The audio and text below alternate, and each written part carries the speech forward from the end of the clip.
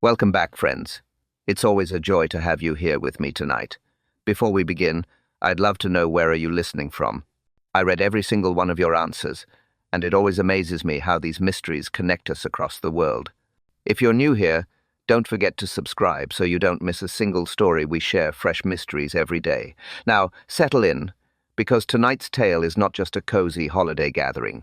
Beneath the laughter and the warmth, a deadly truth waits in the shadows, and one guest won't make it home. It was meant to be the happiest night of the year. Street Mary Mead sparkled under its blanket of snow. Windows glowed, candles flickered. The whole village spoke of only one thing, the grand Christmas gathering at the vicarage. Reverend Clement and his wife had promised a night to remember. Songs, laughter, and a special exhibition to mark the holiday. By late afternoon, the streets hummed with excitement. Mrs. Bantry fussed over her dress. The colonel adjusted his scarf with military precision. The villagers whispered about the famous guests who would attend. Outsiders, strangers, names that carried stories no one in the village could quite verify. Miss Marple walked slowly through the frosted lanes, her scarf pulled tight, her eyes missed nothing. She knew how festive nights could so quickly turn into something else. Human nature did not rest, not even at Christmas. At the vicarage, preparations filled every corner. Evergreen branches draped the walls. The smell of cinnamon and mulled wine lingered in the air. Lanterns shone across the snow, guiding villagers to the door. The vicar, cheerful as ever, welcomed each guest with a booming laugh. His wife, bustling and brisk, managed the trays of punch and cake. Their warmth set the stage for what should have been nothing more than a happy Christmas party. But beneath the cheer, Miss Marple sensed something more. She noticed small glances exchanged between villagers. A hesitation in certain greetings. Whispers cut short as she passed. Soon the outsiders arrived. First, Sir Thomas Hartwell, a tall man with a military bearing, red in the face, his laugh loud enough to fill the hall. By his side, Lady Hartwell, elegant, composed, her velvet dress outshining every other garment in the room. Yet her eyes never quite settled. They darted from face to face, restless. Then came Mrs. Elaine Crawford. City polish clung to her. Her smile was wide, but practiced. She moved through the crowd as though already bored of it, yet she noticed every detail. She had the air of someone performing, and Miss Marple did not miss the effort. Finally, Professor Wilkins, thin, stooped, and serious. He carried the presence of Oxford in his posture and his voice. He spoke little, but when he did, his words dropped like heavy stones. He was the man responsible for tonight's prize display, an ancient manuscript said to hold centuries of history. The villagers gathered close, drawn by his presence. Whispers passed. Curiosity rose. All seemed perfectly festive. Yet as the guests exchanged greetings, one final figure entered. A face unfamiliar to many, a smile too measured, a voice too calm. Miss Marple's eyes narrowed. This guest, she thought, carried more than just a gift for the evening. They carried a secret. The guests gathered slowly, like pieces on a chessboard. The vicarage glowed with lamplight. Laughter rose and fell. The scent of pine, wax, and wine clung to the air. Outside, snow kept falling, soft and silent. Inside, the game was already beginning. Colonel Bantry stood near the fire. His stance was rigid, as if guarding the room. His eyes scanned faces, alert for the smallest disorder. Mrs. Bantry, by contrast, fluttered about with excitement. She whispered quick judgments into every willing ear. Dresses, shoes, posture, nothing escaped her tongue. The vicar poured drinks with practiced charm. His wife balanced trays of cake. Her eyes, sharper than her husband's, noted who spoke to whom and who avoided whom. Sir Thomas Hartwell told stories in a booming voice. Campaigns, travels. A man of action, or so he claimed, but when the laughter faded, he often stood too still. His hand lingered on his glass, longer than necessary. Miss Marple noticed. Lady Hartwell shone in velvet. Her smile seemed polished. Her hands trembled slightly when she thought no one watched. She laughed at the wrong moments. She asked quick questions, then changed the subject before an answer came. She was not comfortable in her skin, Miss Marple decided. Professor Wilkins remained apart. Thin, stooped, a scholar drowning in his own thoughts, he clutched his notebook like a shield. When someone asked him about the manuscript, his voice sharpened. Too sharp. He spoke with authority, but behind the words Miss Marple heard something else fear. Mrs. Elaine Crawford commanded attention. She leaned by the punch bowl, tossing out clever lines. Her dress shimmered, her smile dazzled. The villagers adored her sophistication. Yet her eyes betrayed calculation. She never let the professor stand too near. She shifted, she angled, she kept her distance with care. Dr. James Lockwood, the young village doctor, made himself useful. Handsome, charming, he carried sherry glasses and offered polite jokes, but his laughter was forced. His interest in the manuscript seemed a little too eager. Medicine had little to do with medieval ink. The villagers blended among them, adding chatter to the air. Names were exchanged, compliments traded, questions asked, but underneath it all, suspicion brewed. Miss Marple observed quietly. She sipped her tea. She saw every detail, a twitch, a pause, a stolen glance. Human nature always revealed itself, given time. The professor moved toward Sir Thomas. Their conversation was low, urgent, their posture rigid, not friendly. Lady Hartwell touched her necklace when Mrs. Crawford passed. Her fingers tightened, then dropped. The doctor leaned close to a window, watching the snow fall, but his eyes reflected something more calculation, as if he weighed chances and risks. Colonel Bantry's gaze shifted too often toward the study, toward the manuscript locked away. The vicar's hand trembled slightly as he raised his glass for a toast. Mirth rang, glasses clinked. The Christmas gathering sparkled, and yet Miss Marple felt it, a tension that no decorations could cover. One guest, she thought, was here for reasons unspoken, and before the night ended, that reason would surface. The glasses were raised. The vicar's voice carried above the noise. To Christmas, to friendship, to the peace of our village. Everyone smiled, everyone drank, but not everyone meant it. Miss Marple watched carefully. She always did. A toast revealed more than most realized.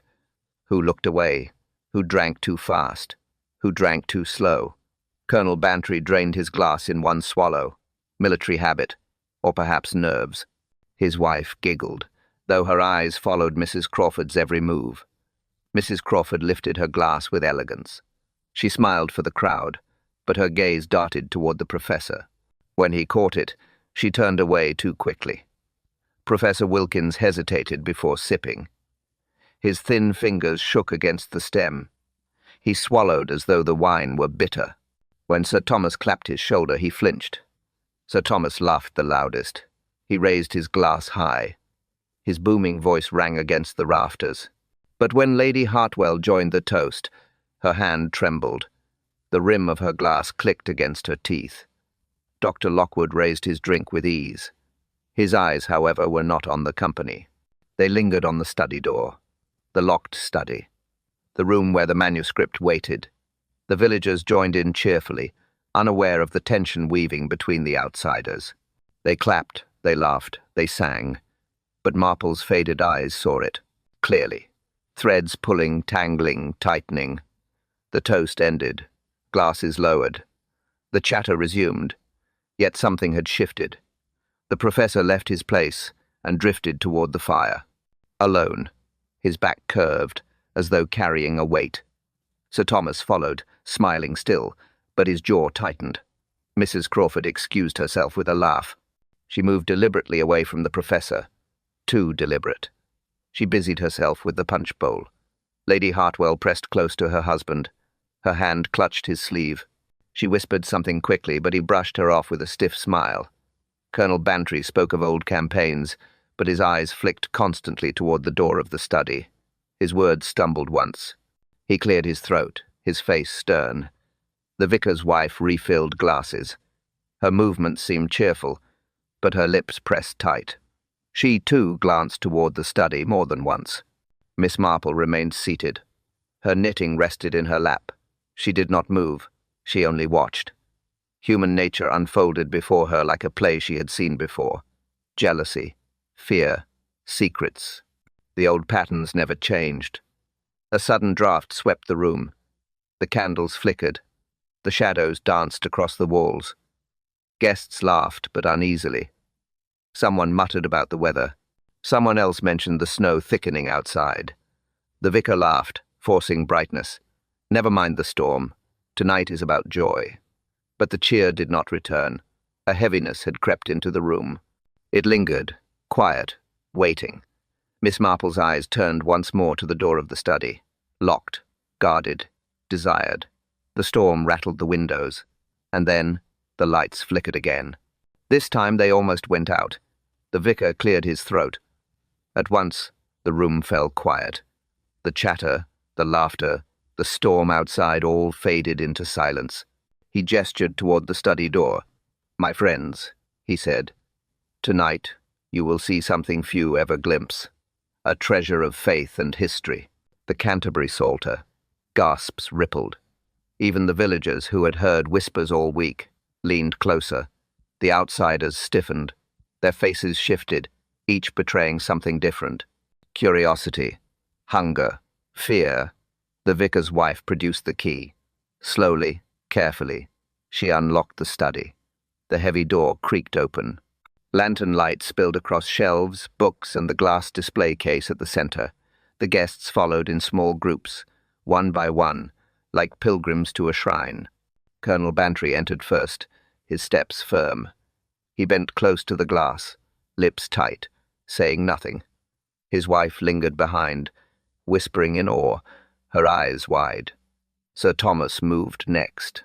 He leaned over the case, studying the illuminated pages as if weighing their worth. His hand pressed the glass.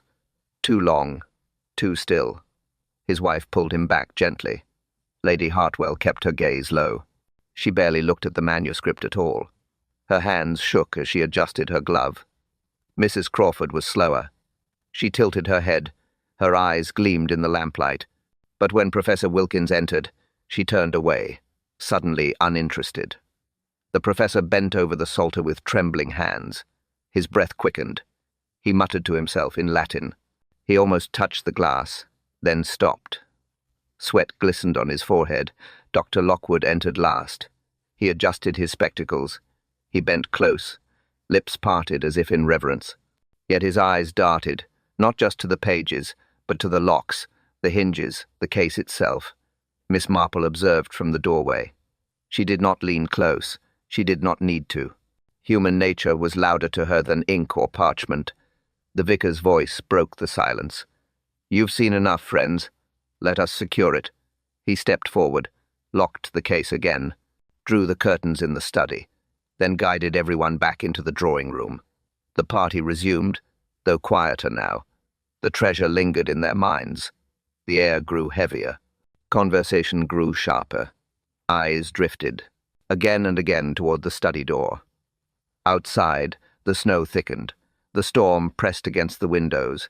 Inside, warmth remained, but unease stirred beneath it. The professor whispered to Sir Thomas. Their words were urgent, sharp, hidden by the crackle of the fire. Mrs. Crawford poured herself another drink. Her hands were steady now. Too steady. "Doctor." Lockwood slipped into a corner, pretending to warm himself, but his gaze never left the locked study. Miss Marple watched it all. She knew the rhythm. A treasure unveiled, greed awakened. Someone would not be able to resist. The clock struck 10. The vicar stood again. "Before we end, one last look. Come, see it once more." The guests crowded forward. The door was opened. The lanterns lit. But when the glass case came into view, the manuscript was gone. The room erupted. Voices rose. Questions flew. The vicar froze, his mouth opening and closing without sound. His wife gasped, clutching the doorframe as if it might steady her. The glass case stood empty. The treasure had vanished. Colonel Bantry barked orders at once. Old instincts. "No one leaves. The thief is here among us." His voice carried authority, but also panic. Lady Hartwell swayed, pale as the snow outside. Sir Thomas caught her arm, his jaw clenched. His eyes flicked toward the door, then back again, calculating. Mrs. Crawford protested loudly. "This is outrageous. Search the servants. Search the villagers." Her voice trembled, though her hands did not. Professor Wilkins stammered. Words poured out in fragments, Latin terms, accusations, desperate explanations. His forehead glistened. His gaze never left the empty case. Dr. Lockwood raised his hands calmly. "Colonel Bantry is right. Everyone must be searched. Quickly." His calmness, Miss Marple thought, was too calm. The vicar, still shaken, nodded. "Yes. Yes. Search them. Everyone. This is holy property. Sacred history." One by one, pockets were turned out. Coats opened. Bags. Examined. Nothing. No parchment. No clue. The villagers whispered, fear creeping into their voices. The storm rattled the windows harder now, as if mocking their search. Colonel Bantry ordered the doors locked. His men spread lanterns through the hall. Faces glowed pale in the flickering light. Then a sound. A distant cry. High, piercing, from beyond the house. A scream in the snow. The guests froze. Silence pressed in. The colonel turned sharply. Lanterns. Outside. Now. Men rushed for cloaks. Doors were unbarred. The cold slapped the party like a curse. The storm howled, the snow blinding. Still the scream echoed in their ears. Miss Marple tightened her scarf and followed. Her steps slow but steady. She had heard that kind of scream before. It was never for nothing. Lanterns bobbed through the white darkness. Shadows stretched across the drifts. The party became a search party. "Over there!" a voice shouted. They hurried toward the churchyard, boots crunching deep in the snow. Breath steamed, hearts pounded. By the gate, the lanterns stopped. A shape lay half buried in white, motionless, silent. Colonel Bantry pushed forward. He knelt, brushed away snow with a soldier's precision. The villagers gasped. Lady Hartwell covered her face with trembling hands. The vicar crossed himself. The lanterns revealed a face, eyes wide, staring into the sky. The body lay still, lifeless. From the chest protruded a blade. Steel glistened. Dark stains spread into the snow. Miss Marple's heart tightened. She knew before anyone spoke. The first body had been found. The body was carried inside. The guests crowded close, whispering, pale, shaken. The snow clung to their boots, to their coats, to their faces. Death had entered the Christmas gathering. The vicar wrung his hands. We must send for the police." "No need," a voice called from the doorway. Inspector Slack stepped in, stamping snow from his boots. His lantern cut the gloom. His eyes, sharp as ever, moved quickly across the room. "Already on my way," he said. "Word of the storm reached me. I thought I'd better look in. Seems I was right." The guests shifted uncomfortably. Some nodded in relief. Others stiffened. Colonel Bantry explained in clipped tones. Theft. A vanished manuscript. Then the scream. Then the body. Slack bent over the dead man. His jaw tightened. "Stabbed clean through. A deliberate strike. Whoever did this knew exactly what they were doing." The professor muttered. "Terrible, terrible." His hands twitched. "Mrs." Crawford shivered, but her eyes stayed sharp. She studied Slack as if weighing how much he knew. Sir Thomas crossed his arms. "Search everyone again. The manuscript must still be here." Lady Hartwell whispered, "Thomas, please." Her face was ashen, her grip on his arm tight. "Doctor." Lockwood pressed forward, voice calm, steady. "Inspector, I was the last to see the manuscript. It was still in the case before the toast." Slack turned on him. "And you expect me to believe it vanished on its own?" "No, Doctor. Someone here took it, and someone here killed to cover it." The room fell silent. Slack paced slowly, boots heavy on the floorboards. His eyes measured each guest one by one. "No one leaves this house," he said. "No one. You'll all stay until I have answers." He ordered the men into groups. Search the rooms. Search the grounds. Lanterns spread again into the night. Boots marked the snow. Inside, Slack began his questions. Short, sharp. Where were you when the manuscript was last seen? Who stood closest to the study? What did you notice when the lights flickered? Answers came quickly. Too quickly. Mrs. Bantry swore she saw Mrs. Crawford near the study. Mrs. Crawford laughed it off. Too loudly. Professor Wilkins claimed ignorance, but his voice cracked. Sir Thomas barked about honour and duty, but his wife kept tugging at his sleeve. Dr. Lockwood repeated his calm line, but his eyes shifted. Miss Marple sat quietly. Her knitting lay untouched on her lap. She listened, not to words but to tones, hesitations, glances. She knew. Lies always left a shadow. The storm outside deepened. The house groaned under the wind. The villagers huddled, restless, frightened. Then Slack called out, "Where's Crawford?" The guests froze. Heads turned. The glamorous woman was gone. Mrs. Crawford was missing. The inspector swore under his breath. Lanterns were sent into the storm again. Boots thudded, doors slammed, voices carried. But the woman was nowhere to be found. Inside, whispers spread like fire. Fear turned quickly into suspicion. Everyone wanted someone else to blame. Colonel Bantry muttered first. "I'll tell you plain. Crawford had eyes for the professor. Half the villagers seen it. And if there was more between them—" He stopped, leaving the rest unsaid. Lady Bantry gasped. "An affair? At Christmas?" But her wide eyes suggested the idea thrilled her more than it shocked. Professor Wilkins stiffened. His cheeks flushed. "Utter nonsense. That woman followed me, yes, but I avoided her attentions." He adjusted his spectacles, avoiding every gaze. "Affairs aren't the only motive," muttered Sir Thomas darkly. His voice rumbled like distant thunder. "Debts can break men faster than love. I've seen it. That doctor, he spends above his means. And manuscripts fetch fortunes." Dr. Lockwood's jaw tightened. "I resent the accusation. My finances are my own." He straightened his shoulders, but his voice cracked slightly. Lady Hartwell leaned closer to her husband. Her words were barely a whisper, yet Miss Marple caught them. "Thomas, don't. Not now. Not here." The colonel snapped his head toward her. "And what of you two then? You bought the manor in a rush, didn't you? Where did the money come from? Or was it inherited?" The question stung. Lady Hartwell's face drained of colour. Her husband glared. At Bantry, but his hand trembled around his glass. "Inheritance has ruined more families than war," said the vicar suddenly, his voice shaking. He looked around the room as if realizing too late what he had confessed. Slack's eyes narrowed. "What inheritance?" The vicar fumbled. Nothing, He swallowed, his hands twisting together. Miss Marple's eyes stayed calm, but inside her mind turned swiftly. Human nature again. Secrets buried under snow. Each motive like a candle burning in the dark. The room grew thick with accusation.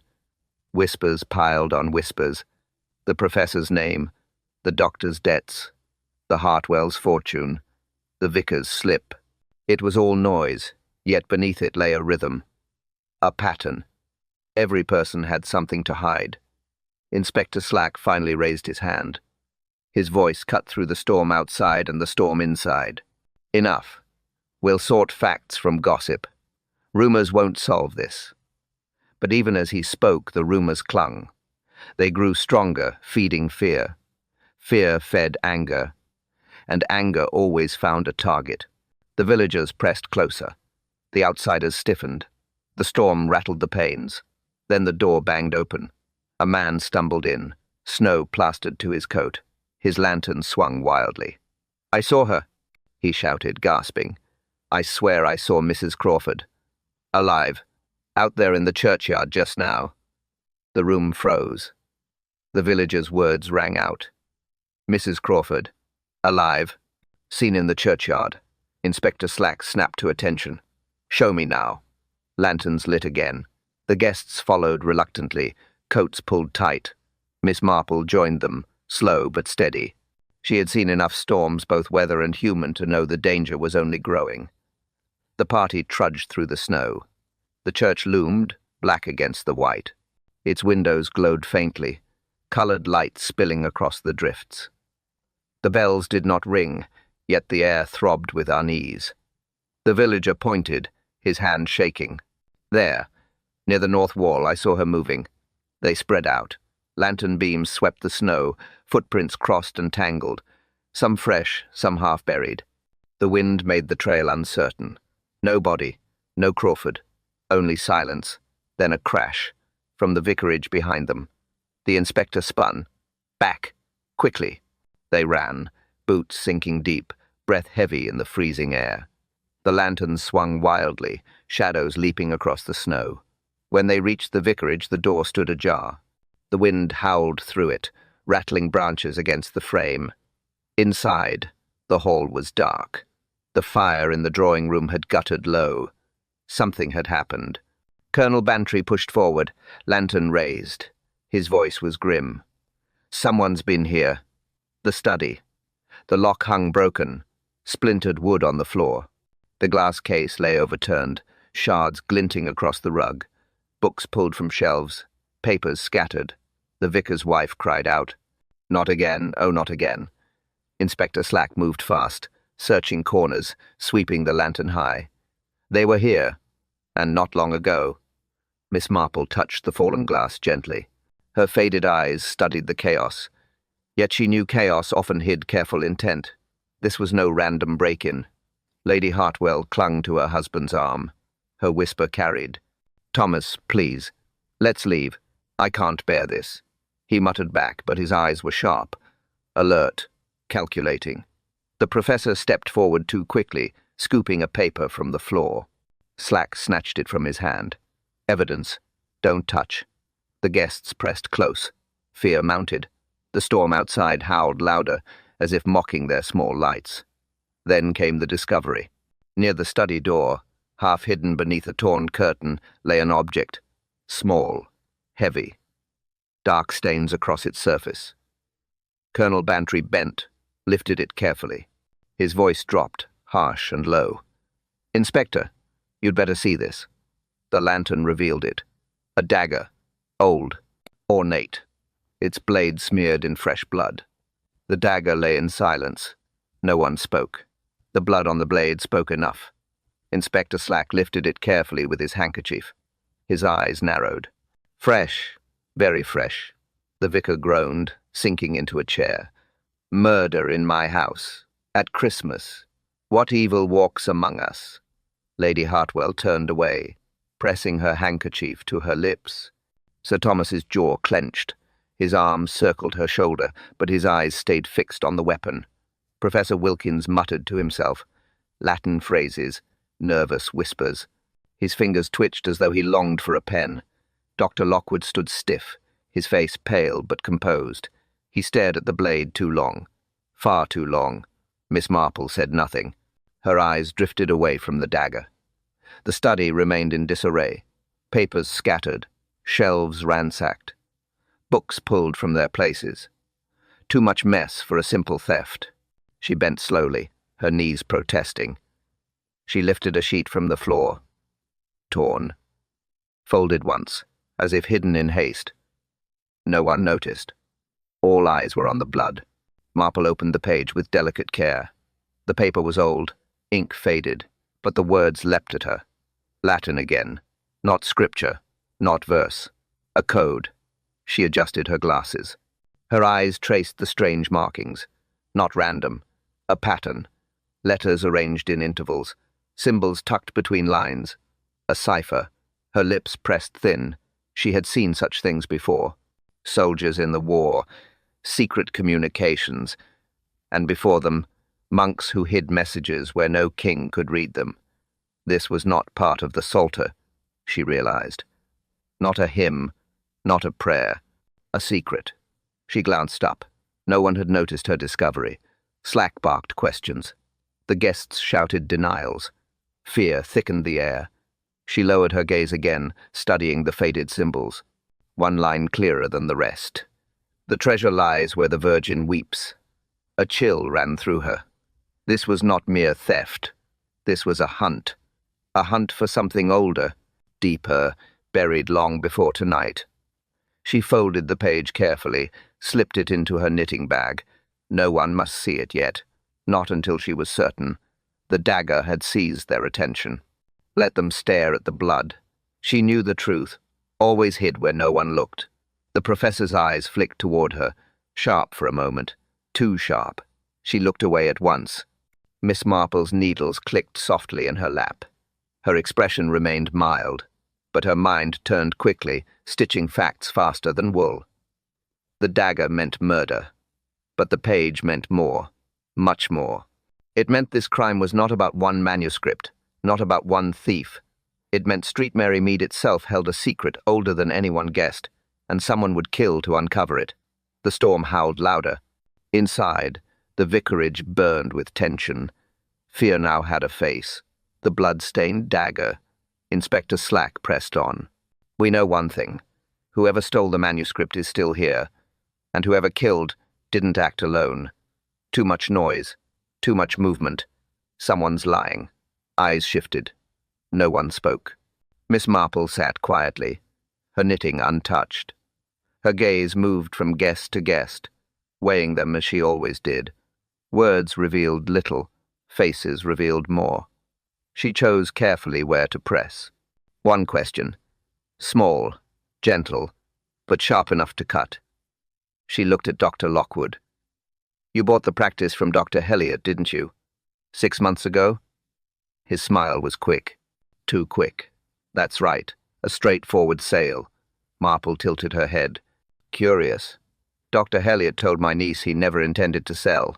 Not until, suddenly, he did. Strange, don't you think? Silence. The doctor's jaw tightened. Perhaps he changed his mind. Perhaps, Marple said softly. And yet, you mentioned Oxford in conversation earlier. But when I asked you which college, you hesitated, as though unsure. Slack narrowed his eyes. What's this, Lockwood? Were you at Oxford or not? The doctor's calm cracked. His hand clenched. I hardly think my education is relevant. It's relevant when a man dies with a forged page in his hand. Slack snapped. Whispers rose. The villagers leaned close to one another. Doubt spread like smoke. Mrs. Bantry muttered. I never liked him. Too smooth. Too clever. Sir Thomas growled. If he's not who he says, then what is he doing in this village? Lady Hartwell trembled, her eyes darting. Please don't shout. Not tonight. Professor Wilkins stepped forward, his voice sharp. You're chasing shadows. Dr. Lockwood is a doctor, that's all. But his tone betrayed urgency. He was defending too quickly. Marple watched quietly. The doctor's face had hardened. His calm had gone. He looked trapped. The whispers thickened. Words floated through the air. Fraud. Imposter. Thief. Mrs. Crawford's name surfaced too. The glamorous woman still missing. Someone whispered she had lied about her family. Another muttered she had no husband at all. The Hartwells were not spared. A voice asked how they had afforded the manor. Another muttered about Vienna. Secrets pressed against the walls, waiting to burst. Inspector Slack raised his hand. Enough. One of you is not who you claim, and I'll find out which. The storm rattled the windows. The fire snapped. Faces glared at one another, suspicion alive in every glance. Then it came. A villager, red-faced, shaken, pointed straight at the doctor. His voice cracked with fear and certainty. That isn't his real name. The accusation hung in the air. That isn't his real name. Dr. Lockwood's face hardened. His mouth opened to protest, but Inspector Slack cut him off. Enough. We'll check every word. Until then, you stay under my eye. The doctor sank back, lips tight, eyes cold. Miss Marple kept her voice soft. Names are only the surface, Inspector. The truth is deeper, sometimes centuries deeper. The professor scoffed. What are you implying? She looked at him evenly. That this crime is no ordinary theft. This is not about money alone. The vicar stirred uneasily. What do you mean, Miss Marple? Her knitting needles clicked once, twice, then stopped. "History," she said simply. A hush fell. Even the storm outside seemed to pause. Sir Thomas shifted. His face tightened. "Go on." Marple's eyes moved to the scattered pages on the floor.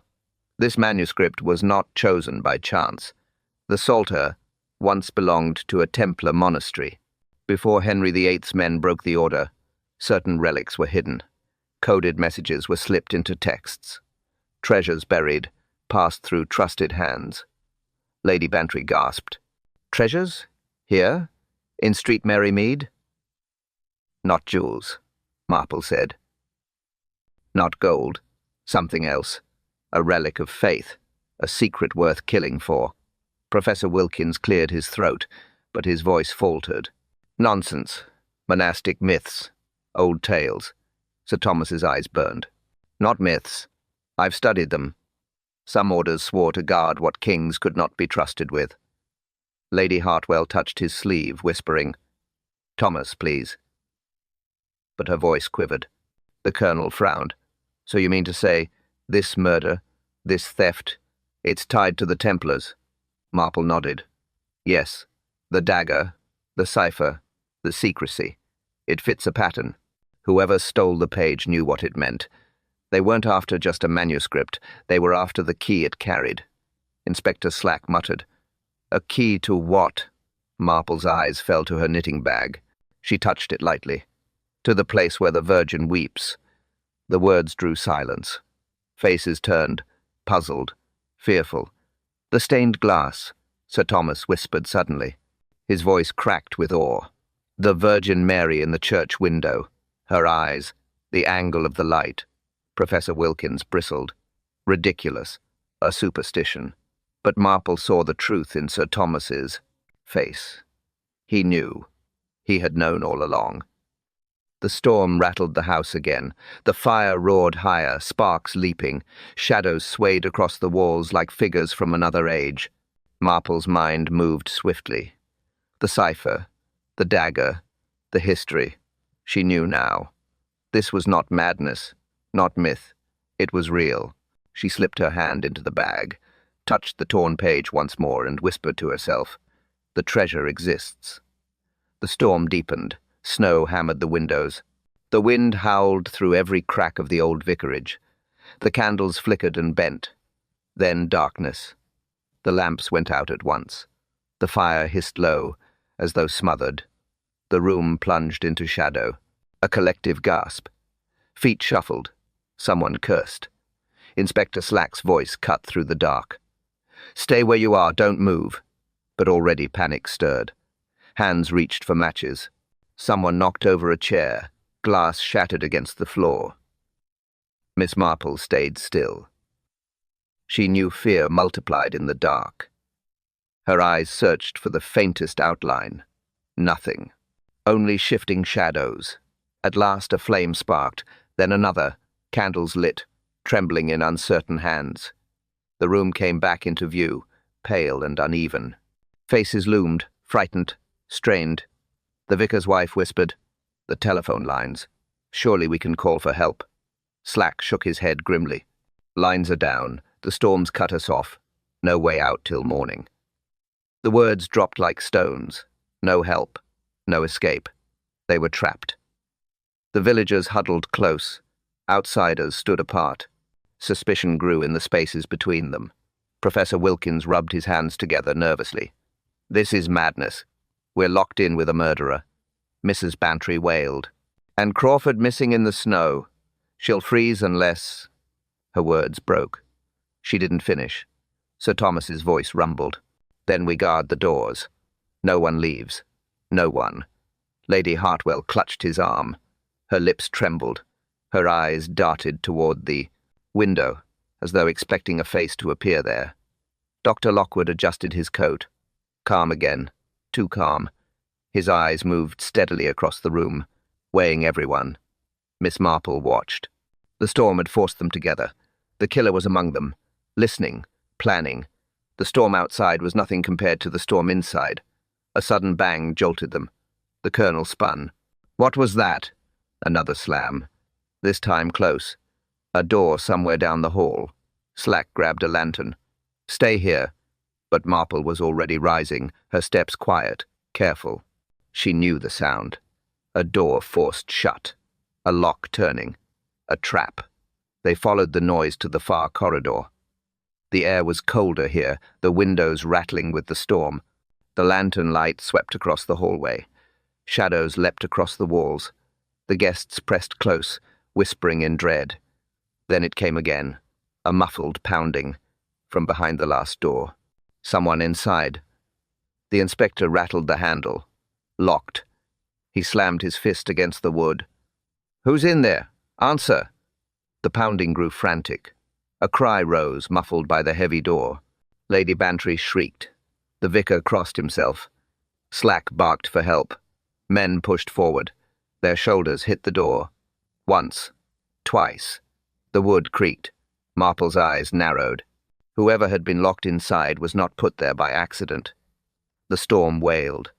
The door groaned under the weight. Then silence. The pounding stopped. The door finally gave way. The guests crowded forward, faces pale in the lantern glow. The room was empty. No one inside. Only the echo of what had been. A trick. A warning. Inspector Slack cursed under his breath. Locked from the outside. Someone staged this. Fear grew thicker. Every guest now looked at the others as if seeing strangers. The storm outside howled like laughter. Miss Marple said nothing, but her mind worked quickly. A trap meant intent. Intent meant someone inside this house knew exactly what they were doing. Later, when the group settled uneasily back in the drawing room, she moved quietly among them. She asked no accusations, only small questions, gentle words, but each designed to probe. She sat beside Lady Hartwell. "You were trembling earlier, my dear. Cold?" The younger woman's eyes darted. Yes, only the cold." "Curious," Marple said softly. "Your gloves are warm, but your hands still shake. Not from the weather, I think. Perhaps from something you saw?" Lady Hartwell flinched, then stood too quickly. "Excuse me." She crossed the room, avoiding everyone's eyes. Marple's needles clicked once in her lap. "Contradiction number 1. Next," she turned to Dr. Lockwood. "You must find this snow dreadful for your work. House calls in such weather. Tiresome." He gave his calm smile. "Yes, tiresome, but necessary." "Of course, though I wonder how you managed to reach Mrs. Bantry's cottage last week in such a storm. Even the postman could not." His eyes flicked, only for a second. "Doctors always find a way." Marple's gaze stayed mild, but her thoughts sharpened. Contradiction number 2. She moved to Professor Wilkins, who hovered near the fire. "You've lectured widely, I believe. A privilege, traveling so often." His face stiffened. "Yes, quite. And yet, when Mrs. Crawford asked you about Vienna earlier, you grew silent. Odd. I should have thought a scholar would relish the memory." Wilkins coughed. His spectacles fogged. I dislike Vienna. Bad air." Marple's needles paused. Contradiction number 3. The vicar tried to lighten the tension with cheerless talk, but no one listened. The storm roared. The windows rattled. Suspicion grew heavier with every heartbeat. Marple's eyes traveled from face to face. Secrets pressed close, but lies always showed their seams. She could see the pattern forming. Then it happened. As she turned toward her seat, a shadow loomed close. Too close. A hand shot out, rough, and sudden, clamping over her mouth. Her knitting fell to the floor. The lantern light swung wildly across the walls as the guests gasped. Miss Marple's muffled cry filled the silence. Someone was trying to silence her. The hand was gone as quickly as it came. Gasps, shouts, chaos. Inspector Slack roared above the noise. "Enough. I've had it. All of you into the drawing room. Now." The guests obeyed, faces pale, voices low. The storm outside rattled the windows like iron bars. No one argued. No one dared. Slack shut the door hard behind them. "No one leaves. No more wandering halls. We'll settle this here. And now." Lanterns burned low. The fire hissed. Shadows stretched across the walls, long and thin. The Hartwells sat together, but too close. Sir Thomas's arm gripped his wife's shoulder, protective, controlling. She stared at the floor, lips pressed tight. Professor Wilkins stood near the mantel, shoulders hunched, notebook clutched against his chest as if it were armor. His eyes flicked nervously from guest to guest. Dr. Lockwood leaned back in his chair, calm again. Too calm, his hands folded neatly, as if he had nothing to fear. Mrs. Bantry whispered furiously into her husband's ear. Colonel Bantry stayed rigid, glaring at everyone as if they were troops under suspicion. The vicar sat with his head bowed. His wife pressed a handkerchief to her lips. The house had never felt so cold. Miss Marple sat in her corner.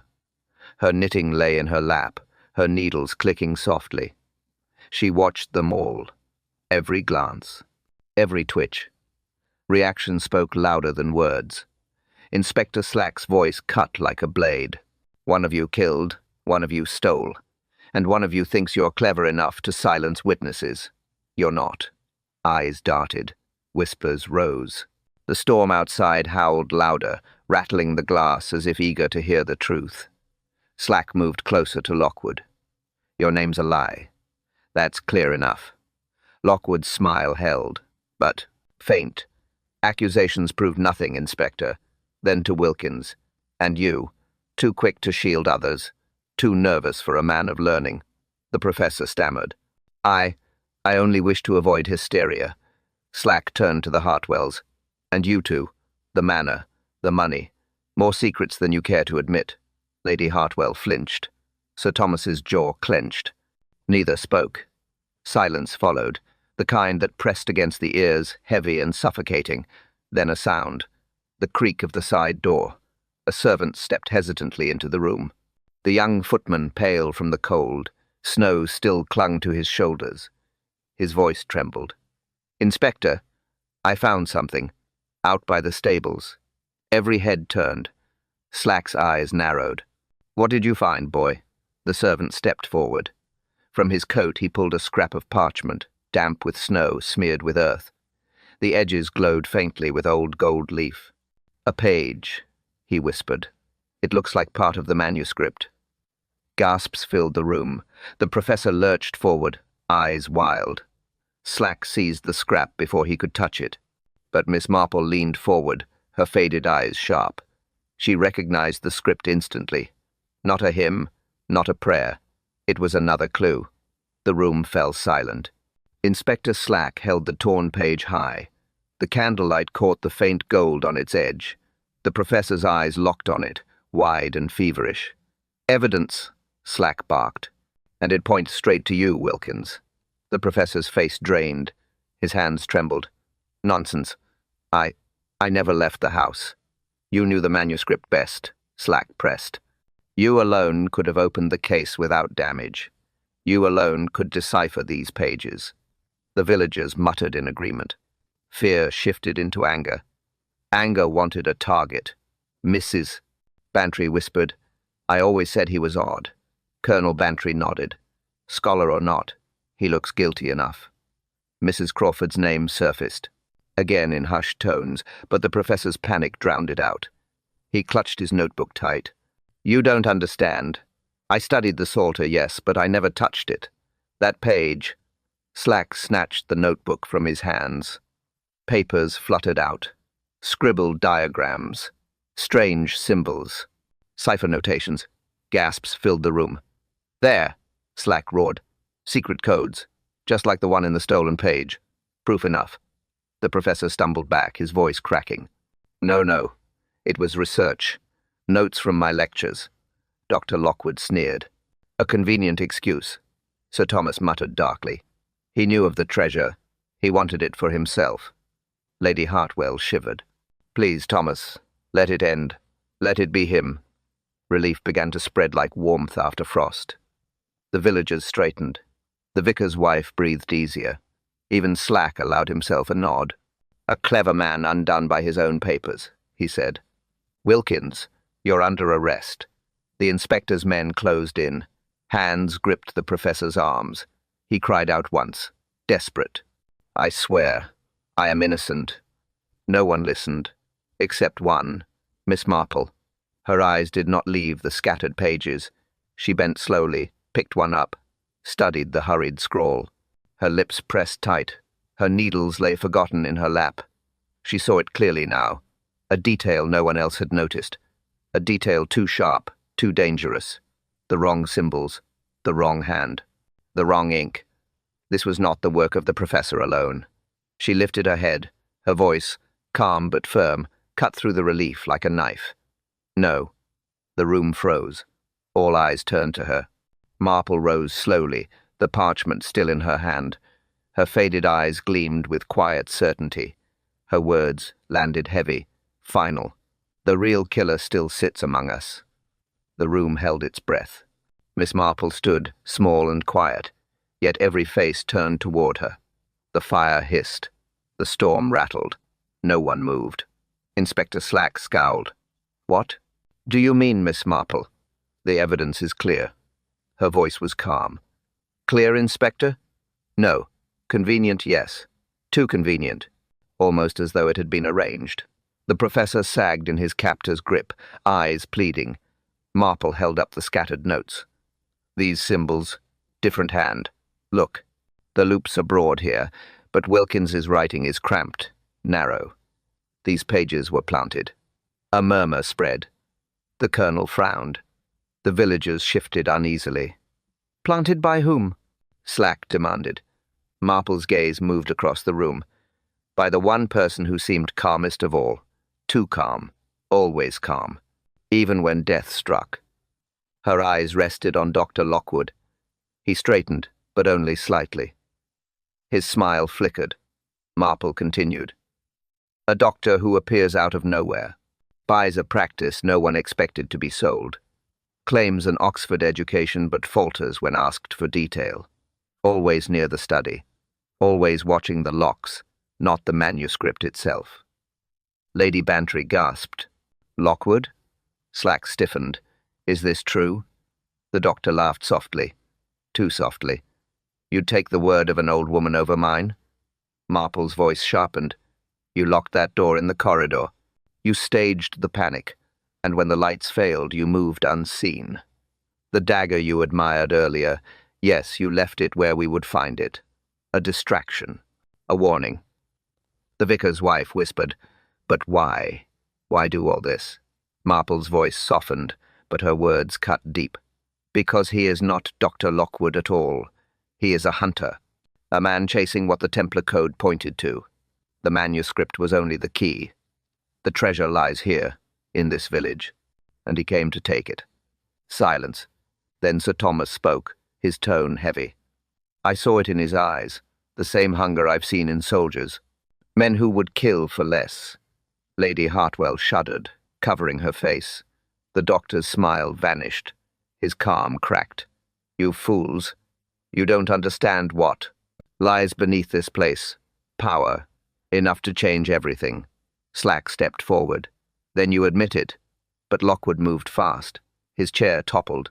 His hand swept the lantern from the table. The room plunged into shadow again as fire hissed across the rug. Screams filled the dark. Footsteps thundered toward the door. The culprit was fleeing. Chaos. The lantern crashed to the floor. Flames hissed up. Smoke curling. Guests shrieked, scattering back from the fire. "After him!" Slack roared. Boots thundered across the hall. The culprit forced the door wide, snow sweeping in with the storm. His figure vanished into the white. Sir Thomas lurched forward, but the inspector shoved him back. "Stay inside. My men will handle this." They plunged into the storm. Lanterns swung wildly. Shadows leapt across the drifts. Lockwood stumbled toward the churchyard, his coat whipping in the wind. He slipped once, caught himself, then pushed harder, desperate. "Stop!" Slack bellowed. But the doctor did not stop. His breath came in ragged bursts. His eyes burned with the same fever that had carried him here. Not guilt, not remorse. Obsession. Lantern light closed around him. 2 constables tackled him hard into the snow. He fought like a cornered animal. Fists, kicks, wild shouts. "Let me go. You don't know what lies here, what power it holds." Slack wrenched the dagger from his hand and pressed him down, snow staining dark beneath them. "You'll talk soon enough. In a cell." The storm howled overhead. The church loomed above them like a sentinel. The Virgin's painted eyes in the window stared down, cold and unblinking. They dragged him back inside. His coat torn, his face smeared with blood and snow. His chest heaved, but his smile thin, twisted remained. "You think you've stopped me," he rasped. "But you haven't. Someone else will come. The secret won't stay buried. Not here. Not in this village." The inspector slammed him into a placed chair, rope biting at his wrists.